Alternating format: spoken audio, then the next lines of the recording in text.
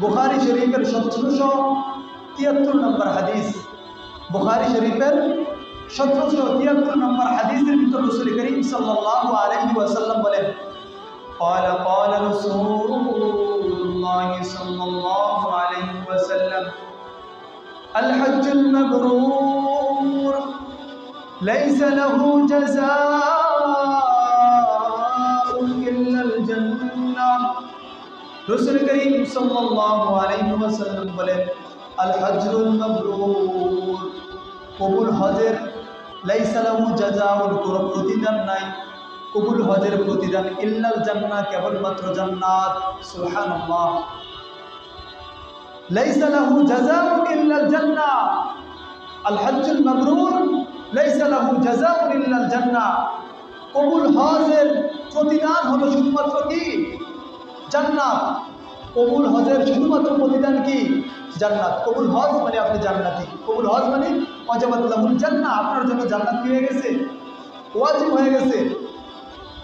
মুসলিমের একটি হাদিসের ভিতর রাসূল করিম সাল্লাল্লাহু আলাইহি ওয়াসাল্লাম হাদিসের অংশের ভিতর বলেন, ওয়া আন্নাল হজ্জা ইয়াহদিমু মা কানা ক্বাবলা, নিশ্চয় হজ মানুষের জীবনের পূর্ববর্তী সমস্ত গুনাহ ক্ষমা করে দেয়। আন্নাল ইসলাম ইয়াহদিমু মা কানা ক্বাবলা, কোন ব্যক্তি যখন ইহুদি থেকে, খ্রিস্টান থেকে অথবা হিন্দু থেকে মুসলমান হয়, এই মুসলমান হওয়া, এই ঈমান আনাটা যেমন তার পূর্ববর্তী সমস্ত গুনাহ যেভাবে ধ্বংস করে দেয়, ঠিক একটি কবুল হজ, আন্নাল হজ্জা ইয়াহদিমু মা কানা ক্বাবলা, তার পূর্ববর্তী সমস্ত গুনাহকে কি করে দেয়? ধ্বংস করে দেয়। কবুল হজ পূর্ববর্তী সমস্ত গুনাহকে কি করে দেয়? ক্ষমা করে দেয়। এই জন্য কবুল হজ করলেন মানে আপনি মার পেট থেকে বের হইলে যেমন নিষ্পাপ, আপনি যখন একটি কবুল হজ করতে পারলেন, ঠিক আপনি ওই সময় এমন নিষ্পাপ হয়ে যায়, মানুষ এমন নিষ্পাপ হয়ে যায়। এই জন্য আমরা কি হজ করো, যদি হজ খরচ হয় অবশ্যই কি করবো? হজ করবো। ঠিক তেমনিভাবে রাসূল করিম সাল্লাল্লাহু আলাইহি ওয়াসাল্লাম তিরমিজি শরীফের 811 নম্বর হাদিসের ভিতর রাসূল করিম সাল্লাল্লাহু আলাইহি ওয়াসাল্লাম বলেন, قال رسول الله صلى الله عليه وسلم من حج البيت, যে ব্যক্তি নাকি হজ করলো, ওয়ালাম ইউরফাজ ওয়ালাম ইউফসাহ, হজে গিয়ে কোনো অশ্লীল কথা বললো না, কোনো অশ্লীল কাজ করলো না, গুফির লাহু মা তাকাদ্দামা মিন যামবিহি, আল্লাহ তাআলা তার পূর্ববর্তী জীবনের সমস্ত গুনাহগুলো ক্ষমা করে দেন। সুবহানাল্লাহ।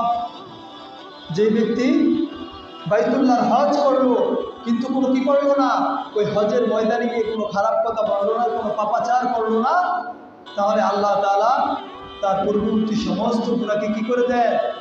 ক্ষমা করে দেন। ঠিক তেমনিভাবে রাসূল করিম সাল্লাল্লাহু আলাইহি ওয়াসাল্লামকে বুখারী শরীফের 26 নম্বর হাদিসে বর্ণিত রয়েছে, রাসূল করিম সাল্লাল্লাহু আলাইহি ওয়াসাল্লামকে জিজ্ঞাসা করা হয়েছে, সুইলা রাসূলুল্লাহ সাল্লাল্লাহু আলাইহি ওয়াসাল্লাম, রাসূল করিম সাল্লাল্লাহু আলাইহি ওয়াসাল্লামকে জিজ্ঞাসা করলো, ইয়া রাসূলুল্লাহ, ইয়া হাবিবাল্লাহ, আইয়ুল আমালি আফজাল, আইয়ুল আমালি আফজাল, কোন আমলটা সবচেয়ে বেশি উত্তম? তখন রাসূল করিম সাল্লাল্লাহু আলাইহি ওয়াসাল্লাম বলেন, ঈমান বিল্লাহ ওয়া রাসূলিহি, আল্লাহর প্রতি ঈমান আনা এবং আল্লাহর রাসূলের প্রতি ঈমান আনা। তারপর আবার সাহাবী প্রশ্ন করলো, সুম্মা মাযা ইয়া রাসূলুল্লাহ, তারপরে কোন জিনিস সবচেয়ে বেশি উত্তম? তখন রাসূল করিম সাল্লাল্লাহু আলাইহি ওয়াসাল্লাম বলেন, জিহাদ ফি সাবিলিল্লাহ, আল্লাহর রাস্তায় কি করা? জিহাদ করা। কিলা সুম্মা মাযা ইয়া রাসূলুল্লাহ, আবার সাহাবী প্রশ্ন করলো, ইয়া রাসূলুল্লাহ, ইয়া হাবিবাল্লাহ, আইয়ুল আমালি আফজাল, ইসলামের ভিতর কোন আমলটা সবচেয়ে বেশি উত্তম?